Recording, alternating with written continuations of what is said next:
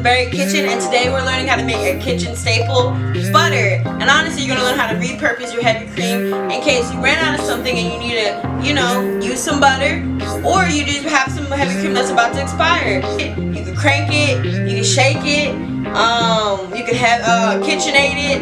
Honestly, a lot of different ways. Pretty much just separating the fat molecules from the liquid molecules by a bunch of air, which is fantastic and cool as hell that we can do that. But honestly, let's get our aprons on and get into this.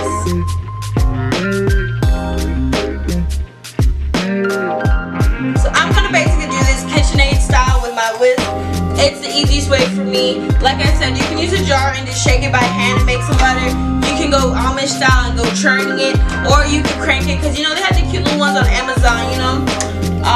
Any old way, I'm gonna use a KitchenAid because, you know, I spent how much on it, might as well use it for its money's worth. And let's get our bowl out, and we're gonna come in close together and get this going. We'll come back when we actually probably measure up the butter, because I want to show you how to do that in a more simplistic way, or in a little fun little way that I do it. I just, you know, want to add a little extra to it, add a little pizzazz.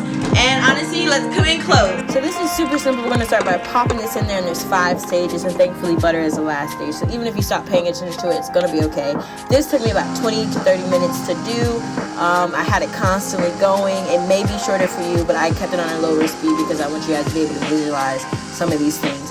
But anyways, we're going to start with soft to firm peak. This is around that stage. I didn't take the whip out to check it or nothing, but like I said, just keep going until you see the butter form and start separating from the liquid.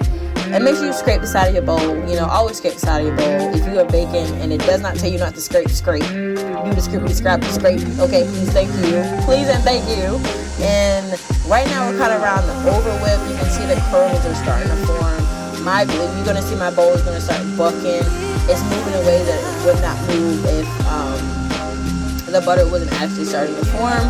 And this is around the time if you want to add seasoning, but it all depends if you're going to add that into your buttermilk and your brine. If not, I'll show you another point where you can add your seasoning, and that could be salt or anything. For the ice bath, you're going to do some ice and some warm to cold water, because the coldness is going to solidify the butter and separate the buttermilk from the butter even more. My butter is going to look dry. You're going to be like, oh my god, how is that even possible? But the ice bath is what's going to cause that, and it keeps your butter from going rancid faster. It's just beneficial to separate as much buttermilk from your butter as possible, and this ice bath allows you to do that. It's all crumbly, and this could be another point where you would add the seasoning while you crumble it away. Add the seasoning, so when you combine it all up and you would do a little bit more maneuvering, but I don't need to do that because I'm using this solely to bake with. So unsalted butter is basically all I need, and I'm fishing for a little bit more butter. But you can leave that in the buttermilk because it's just going to just create a higher content of fat, which I love. I'm going to use. No issue to me. Hopefully it's no issue to you. If you want a pure buttermilk, just separate that fat from it. Super simple. And you can see it forms a nice solid ball. Buttermilk is one of those amazing things that you can either freeze it, pop it in your fridge, leave it in there for about 2 weeks, 1 to 2 weeks, but it depends on your heavy cream. As always, work within your smell test. Don't taste it if it don't smell right, and if it don't taste right, don't eat it. You know, them rules. And I'm going to save my butter. I like to keep it in a silicone mold. You can keep it in the cheesecloth and put it in a Tupperware container. You can put it in an ice tray to just keep it sectioned and easy for you to pop out and use. Anything that you have that, you know, makes sense, work with it. Don't buy anything that you don't need, like this butterbell, which I'll talk about more in a little bit. And now we made some buttermilk. Hope you guys enjoyed it. Super easy. Like I said, you need 1 ingredient and maybe a whole lot of arm strength or a lot of engine.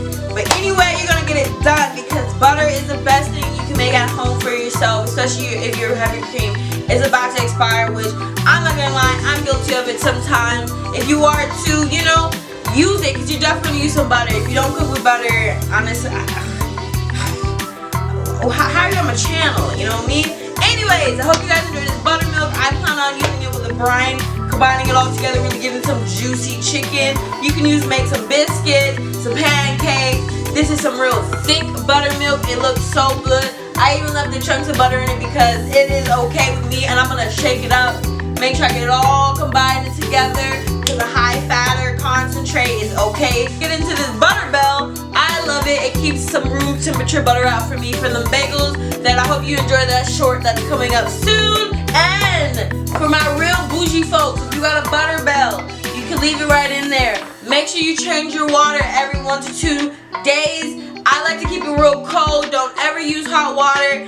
The star, like really the star. I like to keep it in this silicone. Once I leave it in the fridge, you're gonna see how firm it's gonna get. And I'm gonna show that. I'm gonna insert that. Like when it gets a little bit firmer and it's been in the fridge, how it forms in this mold. But like I said, butter, I use it, you use it. I enjoyed, hope you enjoy it. Hope you enjoyed this video. Hope you enjoyed learning how to make it. You end up doing it, make it a habit. Sustain your stuff, you know, repurpose, reuse. Don't just throw it out if you don't need to. But I hope you guys enjoyed this